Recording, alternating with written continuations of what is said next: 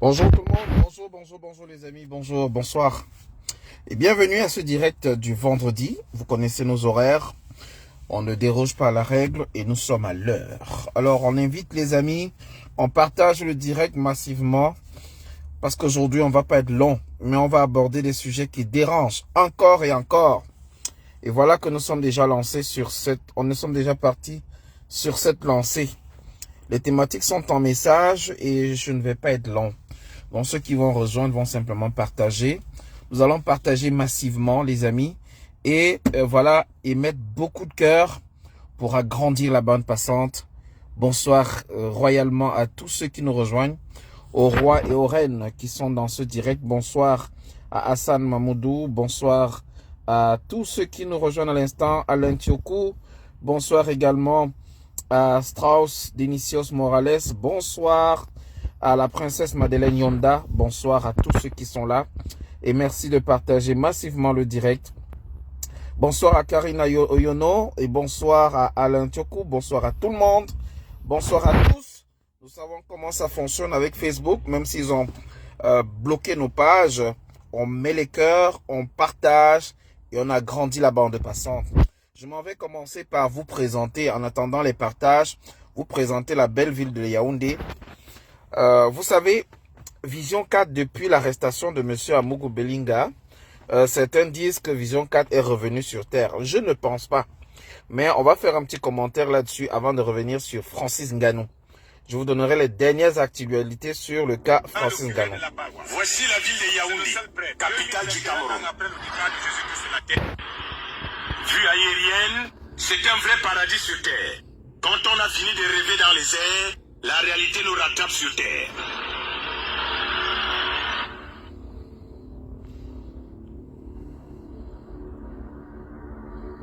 Conduire à Yaoundé ces derniers temps est un véritable supplice. On pourrait facilement chanter sur la croix du calvaire. À Yaoundé à l'heure actuelle, un nid de poules par habitant si nous avoisinons les 3 millions d'habitants à Ongola et Oundo. Nous avons aussi 3 millions de trous, 3 millions de poubelles, 3 millions de poteaux électriques cassés, 3 millions de câbles électriques qui nous servent de séchoir à linge. Et dire qu'on est dans une capitale qui a 7 mairies plus la super mairie de Yaoundé. 8 municipalités qui ne nous servent que des futilités. Merci de partager le direct s'il vous plaît. Merci de partager s'il vous plaît. Merci de partager massivement le direct. S'il vous plaît, partageons le direct. Il est attaqué, pourtant on n'a même pas encore commencé. On n'a même pas encore dit deux mots et voilà que le direct est déjà attaqué. C'est pas bon les amis, c'est pas bon, c'est pas bon. S'il vous plaît, partageons le direct. C'est d'utilité publique, c'est d'utilité continentale, c'est d'utilité pour la postérité aussi. C'est un combat pour notre génération. C'est un moment d'échange avec tous ceux qui voudront entrer dans le live et échanger avec nous. Mais il est important qu'on partage le direct, s'il vous plaît, pour que les notifications qui sont bloquées puissent se débloquer une fois que la bande passante s'agrandit. C'est vraiment important de partager le direct. Moins vous partagez, moins il y a de portée et le message ne va pas vers les destinataires. Vous êtes des destinataires prioritaires. Il y a également ceux qui viendront voir le direct après. Donc, s'il vous plaît, partageons le direct. Atteignons au moins un certain nombre de partages pour écouter ce qui va être dit. Parce que ce qui va être dit, c'est pas du japap. Nous ne faisons pas du japap ici. Ce qui va être dit a pour but de construire. C'est ça également pour but de donner la parole à tout le monde. C'est également pour but d'instruire et de nous amener ensemble à comprendre un ensemble d'enjeux. L'enjeu de notre jeunesse aujourd'hui, nous sommes jeunes, mais nous avons le devoir, faire de l'ance de la nation. Nous sommes jeunes et nous avons le devoir d'ouvrir le débat, de construire, de lancer les fondations pour construire notre pays, notre Afrique plurielle. Donc, ce que je vais vous montrer, c'est la réalité de notre pays. Et je ne vais pas me limiter à ça, je vais aller au-delà, je vais vous montrer d'autres images et nous allons pouvoir échanger. Celui qui veut intervenir dans le direct pourra simplement faire une demande et entrer dans le direct pour qu'on puisse échanger ensemble. Alors, s'il vous plaît, on met les cœurs, on partage. Voilà, je vous remets la vidéo. Mais s'il vous plaît, mettons les cœurs et partageons. Nous avons aussi 3 millions de trous, 3 millions de poubelles, 3 millions de poteaux électriques cassés, 3 millions de câbles électriques qui nous servent de séchoir à linge. Et dire qu'on est dans une capitale qui a 7 mairies plus la super mairie de Yaoundé. 8 municipalités qui ne nous servent que des futilités. Le gouvernement a trop promis beaucoup de choses, mais la réalisation ne vient pas. Parce que c'est une route qui depuis ça fait presque 2 ans qu'on a commencé ces routes, mais on travaille, on arrête, on travaille, on arrête, on ne sait pas pourquoi. Comme hier, il y a beaucoup, des accidents arrivent ici, chaque moment qu'il pleut, les gens tombent sur la moto, comme les propriétaires de véhicules brûlent les disques. Les pneus même coûtent tellement cher que tu ne peux pas rouler avec un pneu. Les amortisseurs, les cadans, il ne peut pas vraiment vous dire le nombre de trucs qu'il faut au garage. Parfois, on dit tout, en un seul mot. Yaoundé, à l'aide de la haute décentralisation, est complètement en désillusion. Coincé dans un système de centralisation sur les projets des axes routiers principaux. Quand on se plaint à Yaoundé 4e, Kémombok 2e, c'est l'enfer. Ils disent là-bas que ce n'est pas de leur compétence. C'est au super maire de faire le job. Mais il est même où ce super maire plus que jamais invisible. Yaoundé est en désert. Et on joue à chaque goutte de pluie aux devinettes sur la prochaine inondation et dans quel quartier. Pendant ce temps, les autres maires ne font que faire des pirouettes. À la question de savoir qui doit même faire quoi à Yaoundé, qui doit éclairer la ville, qui doit refaire les routes, qui doit ramasser les ordures, quand chaque maire lève les mains vers les montagnes. Le secours viendra donc de quel mont à Yaoundé? Elumden, Mbankolo ou Nkolniada? Les Yaoundéens savent qu'à cette allure, même la prière ne pourrait ne plus suffire. Yaoundé est sale. Les poubelles, nous mangeons avec des mouches parce que si tu achètes quelque chose en face, c'est les mouches qui quittent la poubelle qui se posent là et que nous allons acheter, nous allons consommer. Au temps du délégué du gouvernement. On partage direct les amis, on partage direct. Surnommé affectueusement Jack Bauer, Yaoundé n'était pas comme ça. On partage direct s'il vous plaît. Bonsoir Roxane. Bonsoir Alain Thioubou. Bonsoir à tous ceux qui nous rejoignent. S'il vous plaît, partageons le direct, c'est d'utilité publique. Je vous expliquerai pourquoi j'évoque encore le cas Francis Ngannou ce soir. Et si vous aimez vraiment le champion, vous n'allez pas vouloir rater ce que je vais vous montrer derrière. Vous aurez intérêt à partager parce que vos amis vont se plaindre de vous parce que vous ne leur avez pas permis de voir ce que je vais vous montrer après. Bonjour Copscopo, bonjour à tout le monde. On continue à regarder comment Yaoundé se détruit.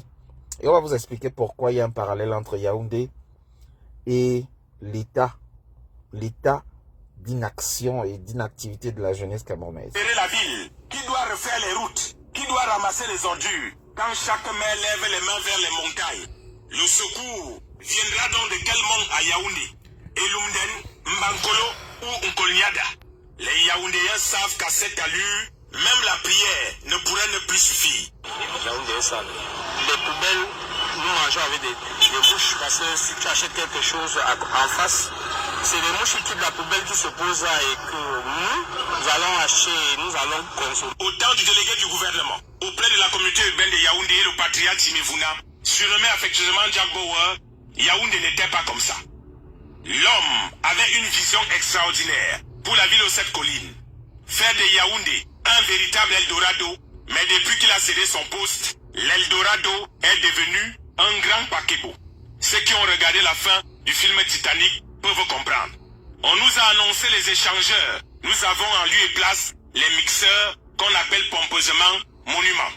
Comme celui dit « J'aime mon pays » qui nous regarde tourner chaque jour sur lui avec des véhicules de 100 millions. Lui-même très étonné de cette façon qu'ont les Yaoundéens d'aimer leur pays. Négligence, ignorance et insuffisance. Le monument « J'aime mon pays » se demande certainement tous les jours « Qu'est-ce que je fous même encore ici à subir le soleil et la pluie, pourquoi ne même pas m'écrouler ?» Actuellement, quand tu vis à Yaoundé et que tu regardes le définitivement provisoire au bricolage, l'argent est déjà fini avant les finitions, l'autoroute Yaoundé-Simalène, tu comprends que dans ce pays, même les ingénieurs de ponts et chaussées sont à refaire pour emprunter l'expression d'un Gabonais. À Yaoundé, la seule chose qui n'est pas à refaire, c'est l'activité professionnelle des quartiers Mimifem, à Tangnambala et Mombo Premier, entre autres. Et c'est parce que c'est le seul chantier qui n'a jamais connu l'arrêt de travaux. Et dire que tous les 8 maires de Yaoundé sont des natifs de Yaoundé. Ils font même comment pour se pavaner dans leur propre ville avec leurs gros cylindrés dans les routes qui ressemblent à la voirie municipale. Aujourd'hui au Cameroun, si on veut se vanter avec des belles villes, On se tourne vers Garoua, Maroua, Bertoua et Bolova-Boya Bamenda. La capitale du Cameroun est actuellement en agonie. N'ayons pas peur des mots. C'est de ça qu'il s'agit. Les mairies n'ont pour seul bilan que leur Awara qui arrache les motos au débrouillard, sabote les petits automobilistes sur le trottoir et surfacture les places au marché pour augmenter leur pourboire. Yaoundé n'a pas d'adressage. Les mêmes raccourcis qui mènent tous au même endroit. Ongola Ewondo Betara est devenu Ongola Ewondo Ikparle Betara. Comme on dit chez les Ewondo, Anne Zamwal, Zamoswan, Bonge Yongola. Traduction, c'est vraiment une affaire qui fait pitié et une affaire de honte pour les enfants de Yaoundé. Réveillez-vous, comme disait l'artiste, les gens vous regardent. Il fallait bien que quelqu'un ait le courage de vous dire la vérité en face. Même si ça vous choque, c'est ce qu'on appelle à Angola, Bebel Ibouk, à Dimte, pour le moment. Téléchargez l'application EasyX sur Google Store. Waouh, waouh, waouh, waouh, waouh, waouh. Qui n'est pas content d'entendre ça? Qui n'est pas surpris d'entendre ça? Qui n'est pas surpris de voir ce qui se passe? Qui n'est pas surpris de voir Vision 4 décrire Yaoundé avec les mots aussi durs? C'est la réalité, les amis. Bonsoir Imae Belé, bonsoir Kopskopo, merci pour le bonjour depuis la Belgique. Merci de faire encore un tour de partage. Parce que la vidéo que je vais vous montrer par la suite va corroborer ce que vous venez de voir. Mais cette fois-là, c'est une vidéo de Francis Ngannou. Oui, c'est une vidéo de Francis Ngannou. Partagez d'abord le direct, s'il vous plaît. Je veux m'assurer que le direct est suffisamment partagé. Insolite. Vous invitez un champion du monde dans une chaîne nationale et il n'y a pas de ventilateur. Et c'est une employée qui prend le papier et se met à souffler. Ce n'est pas le ho-ho-ho. Ce n'est pas... Voilà les images. Attendez. La dame ventile Francis Ngannou. Est-ce que vous avez vu? Partagez le direct. Partagez le direct. Est-ce que vous avez vu? Il est 19h ce jeudi. Est-ce que vous avez vu? Est-ce que vous avez vu la vidéo? Attendez. Est-ce que vous avez vu la vidéo? Approchez un peu là. Est-ce que vous avez vu la vidéo? C'est-à-dire que Francis Ngannou même est gêné. Il est assis. Une maman prend le paraffeur et se met à souffler sur lui parce qu'il fait chaud à la CIA TV et il n'y a pas de vent, de climatiseur. Même pas un ventilateur. Ça vient compléter un peu ce que vous avez vu de la description de Yaoundé. Tout à l'heure. Attendez. Je dis. Le jour d'après, le héros camerounais est de retour au pays. Après sa première journée de repos à Yaoundé, le champion du monde de MMA est arrivé au centre de production de la CRTVC en Baladure. Ambiance d'une fin de journée plutôt particulière, Évariste Eyeka. Il est 19h ce jeudi. Est-ce que vous avez vu? Est-ce que vous avez vu? Est-ce que vous avez vu la vidéo? Partagez les amis. Partagez.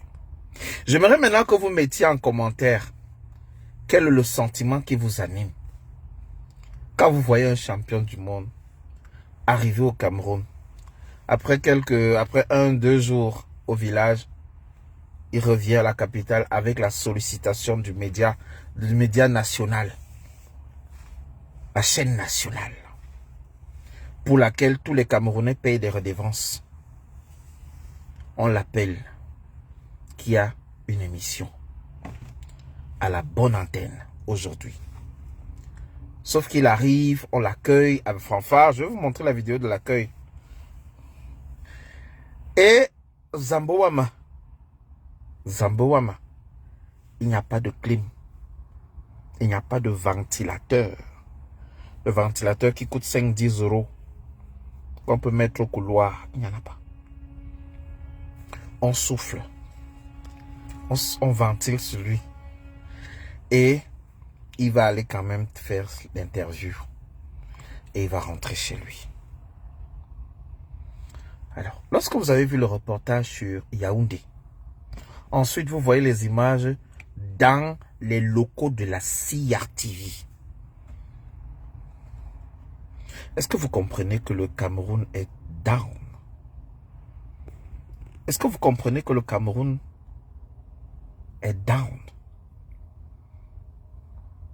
Qu'on a touché le fond. Bonsoir Titan. Pires, bonsoir. Est-ce que vous avez réalisé que nous avons touché le fond?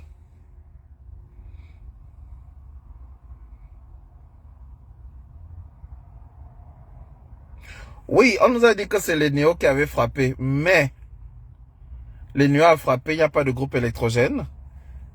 C'est la version officielle qu'on vous a dit. Si Néo a vraiment frappé, pourquoi la diffusion continue dans la salle d'enregistrement? Think about it. Think about that. Pourquoi l'enregistrement continue dans la salle d'enregistrement? Vous avez compris? On vous a balancé une information comme ça que non, c'est Néo qui a frappé.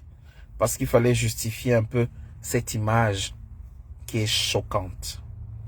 C'est honteux. C'est rabaissant. Imaginez que ça n'aurait pas été Ngannou. Imaginez que ça aurait été Tyson Fury qui arrive au Cameroun. On le reçoit dans un jour, dans notre média, et on le ventile comme ça. Il va se lever, il va partir. Il va se lever, il va partir. Il va dire, mais non. So what the hell? Ça, c'est quoi? Alors, que vous inspire dans ces images que je viens de vous diffuser? Yaoundé, la ville sale, avec 13 milliards de budget de je ne sais plus trop quoi, pour les routes. À quoi servent les 13 milliards qu'on verse chaque année pour l'entretien des routes de Yaoundé, des principales villes, Yaoundé et Douala? Ça sert à quoi? Lorsqu'il y a autant de décès du côté de PK14, PK17 à Douala, et autant de décès à Yaoundé avec les mototaxis et tout le reste. Comment comprendre cela? Maintenant, le nom de Ngannou a surgi parce qu'il se dit qu'il est invité à la présidence de la République pour recevoir une médaille de chevalier ou c'est de commandeur de l'ordre de la valeur, chevalier de l'ordre de la valeur. Très bien. Lorsque j'ai eu cette information, j'ai dit je viendrai discuter avec vous. J'aimerais avoir votre avis. Est-ce que Ngannou doit aller ou ne pas aller à la présidence prendre cette médaille? J'ai posé la question inbox à 2-3 personnes. Ils me disent non.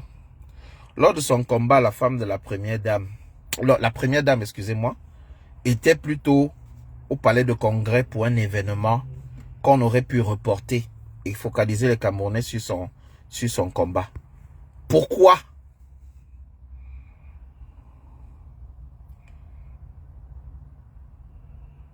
Pourquoi n'avoir pas reporté ce combat si la première dame avait de la considération pour le fils du pays? Et j'ai dit, je vais poser la question à tous les auditeurs. Un autre m'a dit, oui, c'est s'il va recevoir la médaille, ce serait plutôt une bonne chose, une reconnaissance du gouvernement, de l'État du Cameroun envers un fils du Cameroun qui a rapporté, qui a mis le Cameroun au sommet. Je dis, bon, ça c'est un argument que je vais partager avec les autres. Mais j'aimerais donc partager, je partage donc ces arguments avec vous. Et j'aimerais que vous laissiez en commentaire, de votre avis, est-ce que Francis Ngannou doit prendre la médaille de la présidence ou pas? Soit vous répondez par oui, il doit prendre la médaille, oui, il peut prendre la médaille, ou non, il ne devrait pas. C'est une question ouverte. Je vais lire les commentaires. Francis, tout comme vous et moi, ne peut se sentir gêné plus que cela. C'est un fils du pays. Nous qui avons grandi, nous disons que la normale est normale. Mais non, justement, si nous voulons que ça change, on doit cesser d'entretenir ce qui est anormal. On doit cesser de normaliser l'écart et on doit écarter, et on doit plus continuer d'écarter les normes. On doit rester dans les normes et on doit rester dans ce qui est correct. Deuxième sujet de l'ordre du jour, parce qu'on va revenir, la question reste posée. Est-ce qu'il doit prendre la médaille ou pas? J'ai déjà deux réponses. Non, non. Francis ne devrait pas prendre la médaille. Non, il ne devrait pas s'afficher avec les autorités. Il y va de l'image il y va de son image. Très bien. Alors, j'enregistre encore toutes les réponses. Pour le moment, le non gagne à presque 100%. Est-ce que vous êtes d'accord qu'il aille prendre la médaille à la présidence ou alors qu'il leur fasse un petit dribble comme Siakam et qu'il reparte? Vous êtes déjà très nombreux à dire non, non, non. Vincent Cigare, non. Emma Ebele, non. Copscopo, non. Très bien. J'aimerais avoir l'avis de Roxane sur la question, de Gingomsi, de Pires, de Titan, de Onana Lima et de tous les autres auditeurs. Laissez un commentaire, s'il vous plaît. Pires Usha nous dit oui, il doit aller prendre. Félix, qu'il parte là-bas. Non, mais qu'il parte du Cameroun ou alors qu'il aille prendre sa médaille. Faut être précis dans la réponse. Merci. Deuxième sujet à l'ordre du jour, il se dit, et il a été communiqué, et un communiqué est sorti, selon lequel Samuel Eto'o-Fils, lors des préparatifs des obsèques de son papa, a mobilisé des fonds et des ressources humaines de la Fédération camerounaise de football dans l'organisation des obsèques de son papa. Lorsque j'ai eu cette information, j'ai dit non, pas ça, Samuel. Samuel Eto'o, tu vas pas faire ça. Pas ça, quand même. Et j'ai dit, quand je vais évoquer le sujet ici, j'aurai des problèmes avec certaines personnes. Mais comme vous savez que ma bouche n'a pas l'élastique, j'évoque quand même. Il y a un seul qui dit, oui, qu'il parte prendre sa médaille. Ngannou investit au Cameroun. Ils veulent juste le piéger. Bon, ça veut dire que vous proposez qu'il aille prendre sa médaille pour éviter d'être piégé. Est-ce que le fait de s'afficher encore avec les autorités, cette fois-ci, ne va pas poser un sérieux problème? Est-ce que d'autres ne vont pas mal prendre cela? Comme on a essayé de mal prendre également le fait que les images avec Franck Biya ont circulé. De grâce, non. Si vous êtes proche de lui, 1. Qu'il aille discuter un peu avec Françoise Mbango. 2. Offrez-lui un dictionnaire pour qu'il aille regarder récupération, instrumentalisation. Ok, c'est bien noté Titan, c'est bien noté Vincent. N'oubliez pas de partager le direct. Jean-Lucien Tchougou nous dit oui pour la médaille. Ok, c'est noté. Nous partagez le direct s'il vous plaît. Encore un tour de partage. Donc là, on est sur le cas de Samuel Eto'o-Fils, dont il est ressorti qu'il a mobilisé des ressources humaines de la Fédération camerounaise de football, payées par la Fédération, dans l'organisation des obsèques de son père. C'est un sujet que je trouve délicat, dans la mesure où les ressources dont on parle peuvent être ses amis. Mais l'intitulé du communiqué en disant président départemental de la Fédération camerounaise de football dans telle région, le fait de donner la description de la personne comme un membre de la fédération pose sérieusement problème. Donc oui, je comprends que ça pose problème. Deuxième élément, OTS. OTS, êtes-vous au courant que le gouverneur du Nord a suspendu les soldes de 8 enseignants le 31 octobre dernier. Donc il y a 8 enseignants dont le salaire ne passe plus parce que le gouverneur a dit stop, l'argent ne passera plus.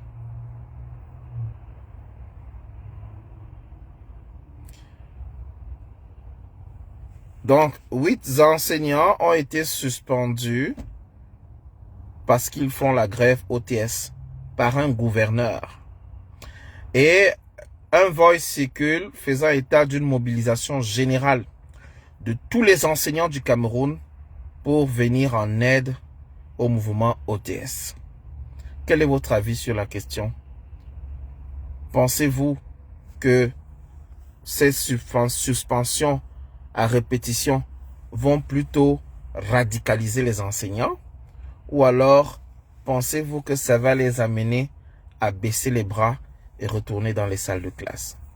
Si vous voulez avoir mon avis, je penche pour la première option. Plus le gouvernement durcit, plus les enseignants se radicalisent dans la plupart des provinces et plus ça va être difficile de régler ce problème. Donc, il est ici question d'évoquer le statut de l'enseignant camerounais. Roxane nous dit, Francis doit prendre pour limiter les querelles par sagesse. Alors, pour limiter les querelles par sagesse et humilité, car il représente le Cameroun qui appartient à tous les Camerounais. Nous partirons tous et le Cameroun restera. Donc, il doit le prendre pour le Cameroun. Ok, vous voyez donc que les avis sont quand même divergents, mais les avis sont argumentés. Chacun y va de son argument. Et celui qui doutait que ces gens privatisent les outils publics. Et comme vous pouvez le constater, la situation ne fait que s'empirer. Est-ce que le fait de lui donner des médailles va changer le fait que le Cameroun va mal? Le Cameroun va mal et je pense qu'il s'en rend compte lui-même. Je vais partager avec vous une autre vidéo. Une autre vidéo dans l'autre téléphone qui, cette fois-là, parle justement des enseignants, de la situation des enseignants et un autre reportage de M. Mbia. Parce que c'est important. C'est important de leur montrer à quoi ressemblent nos routes. Après Yaoundé, je m'en vais partager avec vous un petit extrait de ce qui s'est passé sur Astia TV. Qui est en place et qui est un gros business, donc je n'étais pas super. Tout juste après ce combat, vous sautez dans le premier avion pour rentrer au pays alors que plein de monde vous attend partout, vous sollicite partout. C'était pour venir fêter votre performance au village, au pays, ou alors c'est un voyage qui était prévu? C'était pour prendre du recul, me poser un peu parce que les choses vont un peu dans tous les sens et c'est un peu étouffant, voilà. Et ça m'aurait fait du bien de venir au pays. Quoique, me voilà sur une date de télé. Et vous êtes le bienvenu. Après avoir été pour la première fois dans la rivière de la boxe anglaise, pour prendre la température selon vos propres mots, est-ce que vous abandonnez définitivement l'UFC pour cette discipline? Abandonner l'UFC, mais j'ai abandonné l'UFC très longtemps. Par contre, le MMA, qui est le sport en lui-même, je n'ai pas abandonné parce que après la rupture avec l'UFC, j'ai signé un contrat avec le PFL où je compte honorer par quelques combats. Donc, pour l'instant, je suis un peu entre deux. Je vais peut-être alterner, mais qui sait, on verra les options. S'agissant d'options, et nous parlons là du futur, après donc ce combat, what next? Qu'est-ce que vous prévoyez? Peut-être un autre combat en vue ces jours-ci, ces mois prochains? C'est trop tôt pour s'annoncer. Je pense que bon, ça fait 3-4 jours qu'il y a eu ce combat. Je pense qu'on va prendre le temps et de voir ce qui est possible. Mais moi, personnellement, j'envisage février ou mars pour un éventuel combat que je ne sais pas si ce serait en boxe anglaise ou au MMA. Alors, je vais garder le suspense. Non, pas que je préfère garder le suspense. Le problème, c'est que Tyson Fury, il a un combat booké contre Alexander Usyk, qui normalement, entre guillemets, ils ont prévu ça pour le 23 décembre. C'est qu'à la base, j'étais surpris. Et j'avais même fait un tweet qui s'adressait à lui en disant, mais je ne sais pas où tu comptes aller le 28 d'octobre, mais je ne vois pas comment est-ce que tu peux combattre directement le 23 décembre. Mais bon, apparemment, après ça que vous lui avez fait subir. Après ce que je comptais lui faire subir. Alors, le staff qui vous a accompagné à ce combat, avec donc à sa tête Mike Tyson, vous comptez le conserver comme tel ou alors vous préconisez quelque... Ça, c'est pas ma décision. Je pense que ça dépend de Mike Tyson. Mais je pense qu'à partir de ce moment, s'il est disponible, voilà, comme d'habitude, il peut toujours nous être utile, nous aider dans notre préparation.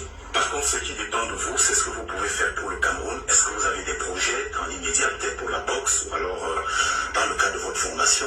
Il y a des projets qui sont en cours, effectivement, en parlant de fondation. Ça fait 5 ans que ça existe et on y travaille.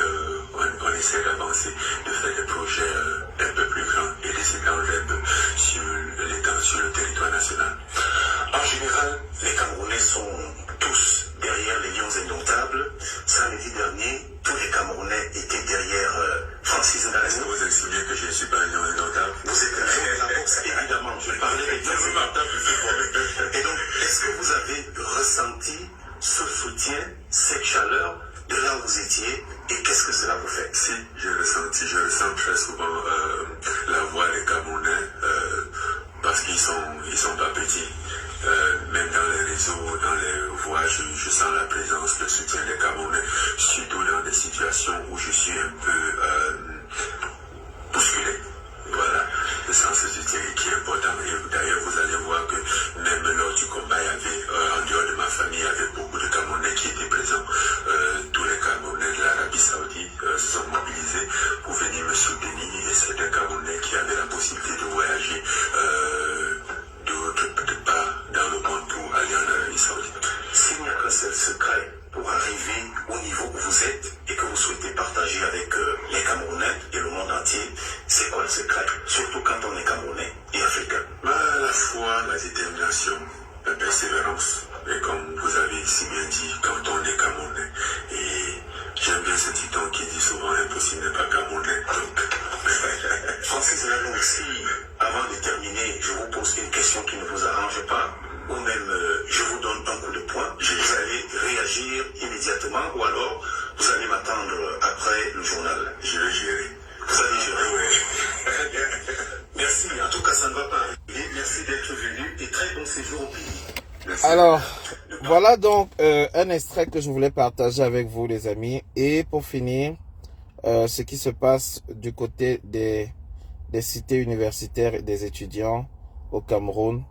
C'est un extrait d'une vidéo que vous connaissez déjà. Je vous invite à partager s'il vous plaît. Les réseaux internet, la connexion internet au Cameroun, c'est la pop au Helele. C'est encore M. Raoul Christophe Mbia qui nous ravit avec des reportages de plus en plus véridiques depuis que son boss, qui était à l'époque l'apôtre d'une Nkunkuma, est derrière les barreaux. Voilà ce qui arrive lorsque les masques tombent. Voilà ce qui arrive lorsque la vérité décide de rejaillir. Écoutons ce qui se passe avec les réseaux mobiles au Cameroun. Je vous invite. Réseaux brouillés, puces obsolètes, câbles sous-marins rongés par les requins, des services approximatifs. Voici 20 ans de téléphonie mobile au Cameroun, parfois dans le bricolage, l'amateurisme, l'arnaque, des messages sans demander l'avis des consommateurs, des disparitions subies du crédit téléphonique. La téléphonie mobile au Cameroun est considérée pour certains comme la grosse honte de la République. Voici un géant au pied d'argile situé au quartier administratif.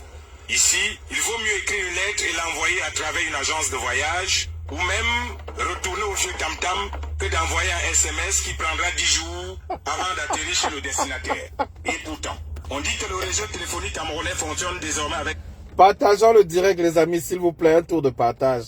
Et on met les cœurs, on met les cœurs, on met les cœurs, on bombarde les cœurs. On agrandit la bande passante s'il vous plaît. C'est très important. C'est la réalité de notre pays. On doit en parler, on doit le voir, on doit le diffuser. Allez, let's go. Voici 20 ans de téléphonie mobile au Cameroun, parfois dans le bricolage, l'amateurisme, l'arnaque, des messages sans demander l'avis des consommateurs, des disparitions subies du crédit téléphonique. La téléphonie mobile au Cameroun est considérée pour certains comme la grosse honte de la République. Voici un géant au pied d'argile situé au quartier administratif. Ici, il vaut mieux écrire une lettre et l'envoyer à travers une agence de voyage ou même retourner au au vieux tam-tam que d'envoyer un SMS qui prendra 10 jours avant d'atterrir chez le destinataire. Et pourtant, on dit que le réseau téléphonique camerounais fonctionne désormais avec la 4G. Mais dans les faits, l'on démontre tous les jours que même la tortue gagnerait un 100 mètres olympique à Tokyo avant de réussir un téléchargement. Nous voici dans la plus célèbre avenue de Yaoundé. Ce lieu est considéré comme le fief de l'industrie de la téléphonie. L'un des plus grands opérateurs s'y est installé. Sa seule présence donne lieu à diverses sortes d'activités. On partage. À minuit qui n'ont pas de sens. Et lorsque vous appelez sur leurs différents services de clientèle, ils vous crachent sur le nez, pas cracher sur le nez comme c'est ça, mais ils vous raccrochent le nez en vous renvoyant dans des services qui n'ont pas de sens. Je fais une opération moi-même d'envoi de transfert d'argent à mes enfants. Non seulement je consulte le téléphone de l'enfant, on n'a pas reçu, je consulte aussi le mien, le message est perdu et tout, et je ne retrouve pas l'argent. Quand vous êtes en pleine communication, surtout quand vous posez des choses très importantes, subitement la communication se coupe. Et ça vous donne peut-être l'impression de croire que peut-être le crédit est fini. Or, le crédit n'est pas fini. Plus loin, au lieu d'île au manège, un autre opérateur reçoit ses clients. Et chaque jour, des foules immenses qui s'amassent ici dans ces tentes pour de nombreuses revendications. Quand on invoque la téléphonie mobile, la mine de plusieurs abonnés change et chacun veut raconter ses déboires. Il y a certains appels qui prennent le montant exorbitant. Oui. Comme par exemple, vous pouvez charger 500 francs. Vous vous attendez à ce que vous causez, ça vous prend peut-être 150. Mais vous vous rendez compte que ça a plutôt pris 300. Des personnels des sociétés de communication, lorsqu'ils licencient certaines personnes, ils doivent mettre des barrières afin que les clients ne soient plus victimes à ce niveau-là. Parce que lorsque vous arrivez dans un point, vous voyez des gens en tenue tels que je suis, ou bien à orange, parfois le client se dit que c'est vraiment un agent de MTN. Cependant, peut-être c'est un bandit. L'histoire des arnaques par monnaie électronique commence sérieusement à agacer les consommateurs. Quand on monte une affaire, on maîtrise tous les rouages de son affaire. Et à partir du moment où les gens se plaignent de ces petits déboires, ça dérange leur société. Donc c'est à eux de trouver des solutions. Mais nous leur proposons de sécuriser nos comptes. Le peu d'argent que j'avais même dans mon téléphone, ils l'ont raclé parce que je ne sais pas comment j'ai fait pour leur donner mon code. Il est difficile de voir un seul abonné qui est satisfait d'un seul service pour faire passer dernier. Des slogans pompeux pour un résultat de moineau. Payer peu et parler beaucoup et pourtant dans les faits, c'est payer trop cher et parler tout le temps avec la messagerie. Loin, au lieu de dire au manège, un autre opérateur reçoit ses clients. Et chaque jour, des foules immenses qui s'amassent. Voilà, donc... C'est vraiment un agent. Voilà donc l'essentiel de ce que je voulais partager. C'était vraiment fort et je suis très heureux d'avoir échangé ces moments avec vous. Donc je voulais partager avec vous la réalité de notre quotidien, de notre Cameroun et vous rappeler que le combat de boxe n'a pas effacé la réalité qui est comme les fesses. Parce qu'à la fin, on finit par s'asseoir dessus. On pose les deux fesses sur la chaise. Donc, je comprends ton point de vue, Titan. Comme quoi, le combat a créé une distraction au point où on a oublié les catastrophes de Bankolo. Non, on n'a pas oublié. Je vous ai toujours parlé des médias mensonges et des médias distractions. Ce combat était un moment pour lequel certains Camerounais ont eu un peu d'oxygène, un peu de joie, un peu de sourire. Mais la vie continue.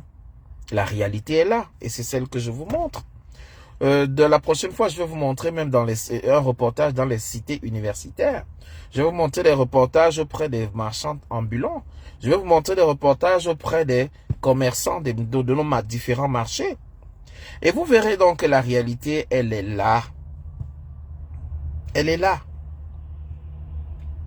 Et la vérité, c'est que si nous ne travaillons pas ensemble pour un véritable changement, un changement dans la mécanique, dans le fonctionnement de la gouvernance, dans le fonctionnement des institutions, on n'est pas sorti de l'auberge.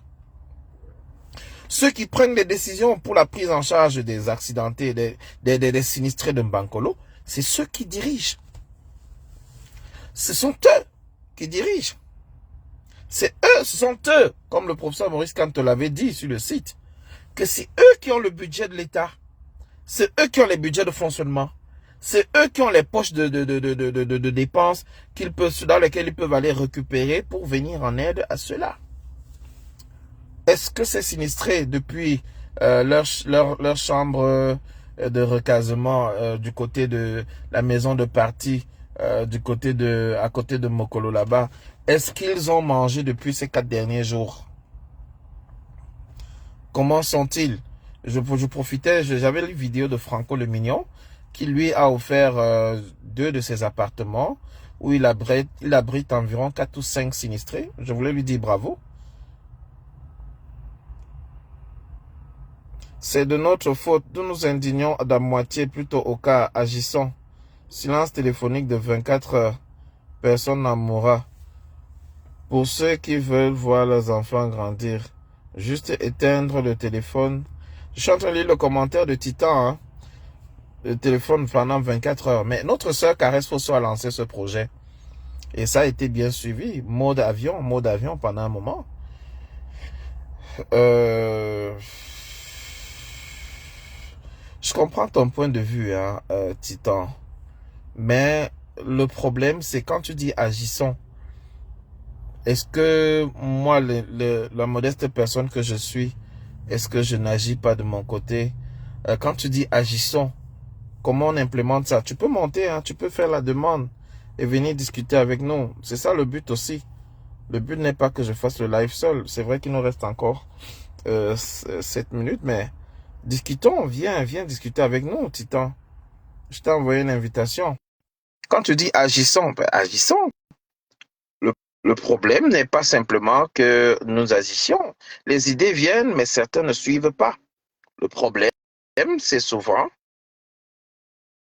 il arrive souvent que nous, bon, Titan, tu as refusé de monter, c'est ce pays qui est... Roxane nous dit, ce pays qui fabrique génétiquement des talents, l'un des premiers pays d'Afrique où tous les membres des familles respectives peuvent et sont des intellectuels, mais la majorité sans emploi. Un pays béni. Voilà. Ce que j'ai envie de dire, c'est que un État, l'État, une nation se construit. Une nation, un sentiment d'appartenance à la nation, ça se construit. Ça se construit à la maison, ça se construit aussi dans les écoles, dans les environnements, par la gouvernance. À travers la gouvernance et les règles mises en place, chaque Camerounais doit se sentir appartenir à un État, appartenir au Cameroun. Mais est-ce que c'est le cas? Est-ce que je vais dire que c'est la faute de nous, Titan, ou bien de chaque individu? C'est aussi la faute de ceux qui dirigent. Maintenant qu'on a dit ça, qu'est-ce qu'on fait pour inverser la tendance? Qu'est-ce qu'on fait pour remettre la pendule au centre du village, comme on dit souvent? Qu'est-ce qu'on fait pour que la lumière brille tout au centre du village? Qu'est-ce qu'on fait pour que les choses changent? Il y a donc ce qu'on appelle l'action politique qui est faite par les partis politiques. Il y a l'action de la société civile qui est faite par les Mandela Center et toutes ces organisations qui sont un peu partout au Cameroun, mais dont la portée n'est pas assez forte. Parce qu'il faut la reconnaître, autour de cette société civile, il y a trop d'individualisme. Le problème du Camerounais aujourd'hui, c'est qu'il est trop égoïste, il est individualiste. Voyez-vous? Bonsoir Anne Manidan, bonsoir Jeanne Juste, bonsoir à tous ceux qui nous rejoignent. Le problème est profond. Alors, est-ce que ce sont les activistes à travers le monde qui vont changer le problème? Non, chacun fait sa part.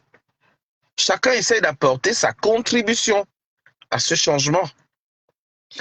Et ce changement, voilà, ils sont en train de signaler le direct. Ah, c'est difficile de faire les lives sur Facebook maintenant, hein, c'est vraiment difficile. Je ne sais pas s'il y a un autre outil qu'on peut utiliser, mais c'est très compliqué. Quand ils mettent leur machine là, vous ressentez les bombardements ici, ça signale le live, ça essaie de fermer le direct et c'est compliqué. C'est vraiment difficile. En tout cas, on essaye de notre part, on essaye de donner le maximum, on essaye de se conscientiser, on essaie de diffuser les images comme je l'ai fait tout à l'heure. D'autres le font aussi, je ne suis pas le seul. Il y a beaucoup d'autres Camerounais qui essayent de conscientiser à leur façon, à travers l'Europe, à travers le Canada, à travers les États-Unis, même à travers le Cameroun. Il y a beaucoup qui essaient de poser des actes et des gestes qui permettent aux uns aux autres de prendre conscience. Maintenant qu'on l'a fait, qu'est-ce qu'on fait après? Bonsoir Geneviève, bonsoir à toi. Et oui, c'est ça, Roxane, le syndrome de Stockholm. Le syndrome de Stockholm, et c'est vrai. Les Camerounais souffrent de ce syndrome depuis très longtemps. On a l'impression qu'ils aiment leur bourreau. Pendant longtemps, les Camerounais disaient, bon, laissons-le là-bas, mieux il finit son mandat, il va mourir là-bas. Mais quand les Camerounais se rendent compte que, mince, le père là peut vivre jusqu'à 112 ans, qu'est-ce qu'ils font? Qu'est-ce qu'ils font? Bonsoir Geneviève, bonsoir Gingomsi, bonsoir à tout le reste. Alors, 3/4 des Camerounais ne militent pas dans aucun parti politique. Il faut le savoir. Ça aussi, c'est une réalité. Le micro est HS, je suis d'accord. Voici ma proposition. Trouvons une date symbolique et tous reprenons la même invitation. Il faut une date ou un événement. Le même slogan, tous vers le même objectif. Et on se donne rendez-vous à une journée sans téléphone. C'est une idée qu'on peut faire, oui, on peut implémenter. Même si c'est un dimanche, pour rappeler que c'est le peuple qui a la main mise. Oh, je comprends ton point de vue. Les festivités de 42 ans de Paul Biya, c'est le 6 novembre prochain. Et ça s'annonce national. En effet, les traditionnels enlèvements d'enfants sacrificiels qui se déroulent normalement à Yaoundé est étendu à l'ensemble du territoire. Voilà. Voilà par exemple une date, le 6 novembre. Et si on décidait le 6 novembre d'éteindre tous nos téléphones, tous les téléphones éteints. D'ailleurs, comme le 6 novembre tombe lundi, je pense qu'on ne va pas faire de live le 6. Ce sera ma façon aussi de protester pour cette date-là. Gingom, si je comprends ton point, sensibiliser la jeunesse à s'intéresser à la politique et s'inscrire sur les listes électorales. Mais est-ce que c'est tout? Le problème du Camerounais, c'est qu'il attend un sacrifié. Il attend que quelqu'un aille faire le tout, libérer le Cameroun. Après, il jubile, oui, voilà, enfin. Pendant longtemps, ils ont voulu que ce soit le professeur Moïse Kamto. Quand le professeur Moïse Kamto a organisé les marches, il s'est retrouvé seul dans les rues. C'est pas normal. Dans un moment donné, il faut se poser. Je pose la question. Qu'est-ce qu'on doit faire? Il est arrivé à Douala, le directeur de la sécurité, le DGSN, le directeur provincial de la sécurité nationale, l'a chassé, l'a fait sortir de Douala. Où étaient les Camerounais pour sortir et protester? Mais qu'est-ce que les Camerounais veulent? Donc, c'est pourquoi je dis, le politique seul ne peut pas tout faire. L'activiste seul ne peut pas tout faire. La société civile seule non plus ne peut pas tout faire. Il faut une cohésion d'ensemble. Et pour avoir cette cohésion d'ensemble, il faut qu'on ait réussi déjà à sensibiliser les Camerounais à la compréhension des enjeux actuels, à la vérité qui est celle-là, qui est la vérité qui est comme les fesses. La vérité qui est celle que le Cameroun va mal. C'est ça. Moi, je pense que c'est la priorité. Si on n'arrive pas à avoir des canaux qui vont communiquer avec les mamans dans les villages, même en langue locale, comme maman, voilà telle situation, c'est parce que le Cameroun est comme ça. Si on ne réussit pas à sensibiliser jusqu'à dans les fins fonds de village, tout ce qu'on fait là n'aura pas une véritable portée. Si les activistes doivent se cogner la tête avec les politiques, si les uns doivent chercher à savoir qui est le leader de qui est le meilleur que qui, on ne va pas sortir de l'auberge. Voilà pourquoi Les activistes, même en Europe, ont été combattus. Oui. Ou alors certains ont été incompris. Il est donc important que nous puissions passer le message à nos compatriotes et leur rappeler que voilà la réalité du Cameroun. Voilà le niveau de notre endettement. Le futur s'obscurcit. Le futur est donc noir. Comment faire pour sortir de là?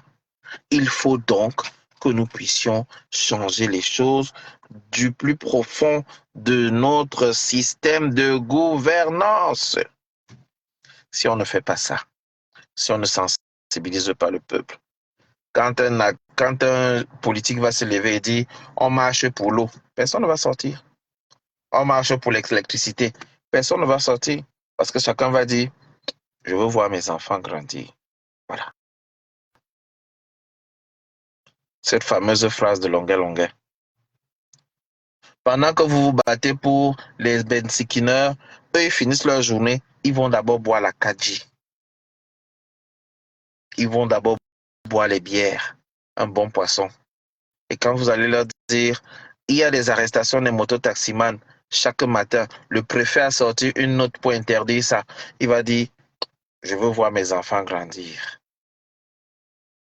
Quand on va demander de marcher pour les CNI des Camerounais, les cartes nationales d'identité, les passeports, comme Valsero réclame tous les jours. Valsero a dit, il met à disposition des avocats pour défendre une cause commune. Que tous ceux qui ont les CNI, non pas de CNI et de passeport, se mettent ensemble pour porter plainte au DGSN. Combien l'ont fait? Combien l'ont fait? Il est le seul. Combien ont fait ça? Et vous comprenez donc que ça pose un problème. On ne peut pas vouloir changer les choses, se battre pour nos frères qui, eux, n'ont pas le courage de faire l'effort de laver le ventre quand vous lavez le corps.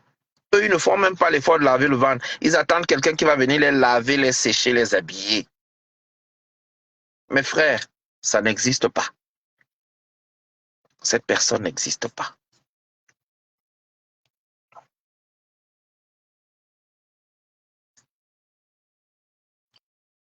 Voilà, je suis d'accord, Roxane.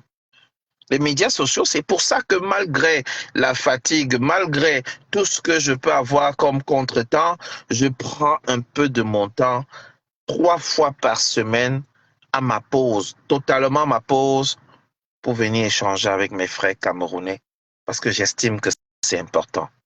Lundi, mercredi et vendredi, je suis là pour échanger avec vous, pour partager avec vous des vidéos, des contenus, des thématiques sur lesquelles on discute ensemble. Et c'est en discutant ensemble, et c'est en partageant pour ceux qui veulent bien partager, répercuter ces échanges, que les Camerounais comprendront qu'on peut débattre même n'ayant pas des mêmes avis. On peut débattre sur la plateforme de Félix, sur la plateforme de tel, sur la plateforme de tel autre. On peut échanger, débattre des problèmes du Cameroun et avoir des bribes de solutions ensemble. Et cela contribue à la conscientisation des masses. Mais ce n'est pas tout. Hein. Ce n'est pas tout, ça ne serait pas là. À partir de ce moment, nous devenons également des canaux de transmission de l'information. À partir de ce moment, nous sommes capables de répercuter certaines informations. S'il y a des annonces de marche, nous serons bien placés pour transférer le message. S'il y a une rencontre avec Salomon Béas, comme ce sera le cas dimanche prochain, on pourra répercuter également l'information et débattre avec vous et débattre avec les autres. Et comme ça, les autres aussi vont comprendre que, hey, aller en prison, ça ne fait pas peur. Pourquoi Béas est allé en prison? Bien rencontrer d'autres Camerounais qui sont dans la même situation que ceux qui ont peur, pour qu'ils réalisent qu'en fait, ils n'ont pas besoin d'avoir peur. Ils ont le droit et le devoir de marcher, de se battre pour leur avenir, pour que leur situation change. Donc voilà, là, on a dépassé le temps. On est en retard, on aurait dû finir depuis 6 minutes. Donc, je vais prendre congé de vous. Voilà. C'est pour ça que nous nous sacrifions. Vous aussi, parce que vous êtes là à m'écouter, à partager, à échanger avec moi et à mettre des commentaires, à donner vos avis. Et à travers cela, on échange ensemble. C'est en cela que je dis, vous et moi, nous sommes des frères et sœurs. Et notre mère, c'est le Cameroun. Et nous nous battons tous ensemble pour que notre mère soit heureuse. Donc, c'était ça le contenu que j'avais prévu pour l'échange d'aujourd'hui, afin que nous puissions partager sur l'affaire Nganou, sur l'affaire Samuel Eto'o. Je voulais avoir vos avis. Vous m'avez donné vos avis. Vous avez partagé cela et j'en suis très, très, très heureux. Le but, en allumant la caméra, n'est pas que je vienne faire des exposés, non. Je viendrai souvent introduire des sujets et nous allons échanger ensemble. On n'est pas obligé d'avoir les mêmes avis.